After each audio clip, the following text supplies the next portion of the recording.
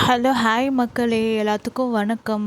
இன்றைக்கி என்ன சமையல்னு பார்ப்போமா? காலையில் இந்த மரவள்ளிக்கிழங்கு தான் காலையில் சாப்பிட்டோம். இங்கே பாருங்கள், இது நல்லா வதக்கி உப்பு மஞ்சத்தூள் மிளகாத்தூள்லாம் போட்டு வதக்கி சாப்பிட்டா தான் பிடிக்கும். நல்லா நிறைய 4-5 விசில் விட்டுருக்கலாம். 3 விசில் விட்டு அது சரியாக வேகவே இல்லை, கட்டை மாதிரியே இருந்துச்சு. அப்புறம் கொஞ்சம் தான் சாப்பிட்டேன். மத்தியானம் என்ன ஸ்பெஷல்னு பார்ப்போமா? மத்தியானம் பார்த்திங்கன்னா சாப்பாடு, அதுக்கப்புறமா ரசம், தக்காளி ரசம் மக்களே. அதுக்கப்புறமா சாம்பார் வச்சுருந்தாங்க அம்மா. இதுதான் இன்றைக்கி லன்ச்சு ஸ்பெஷலு எங்கள் வீட்டில். நான் எங்கள் வீட்டுக்கு தான் வந்திருந்தேன். கத்திரிக்காய் முருங்கைக்காய் எல்லாம் போட்டு சாம்பார் வச்சுருக்குறாங்க. அதுக்கப்புறமா கொஞ்சம் மாவு அரைக்கிறதுக்கு ஊற வச்சுருக்குறாங்க. ஆனால் 2 இதுலேயுமே இது தான் இருக்குது. உளுந்து போடலையான்னு தெரியல எனக்கு.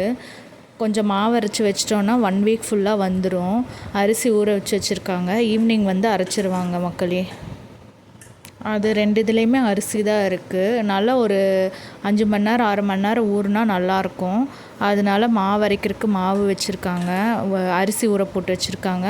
அதுக்கப்புறமா இது என்ன பார்த்திங்கன்னா மரவள்ளி கிழங்கு இருக்குது இல்லையா, இது நல்லா வெயிலில் ஒரு 4-5 நாள் காய வச்சு நம்ம வச்சிட்டோன்னா வடகா மாதிரி போட்டு சாப்பிட்டுக்கலாம். வீட்லேயே ரெடி பண்ணிக்கலாம். அதனால் நல்லா வேக வச்சு தோலெல்லாம் உரித்து குக்கரில் வேக வச்சு அதை சின்ன சின்னதாக கட் பண்ணி இந்த மாதிரி போட்டு வெயிலில் காய வச்சிட்டோன்னா நம்ம அது 6 மந்த்ஸ் வரைக்குமே யூஸ் பண்ணிக்கலாம்.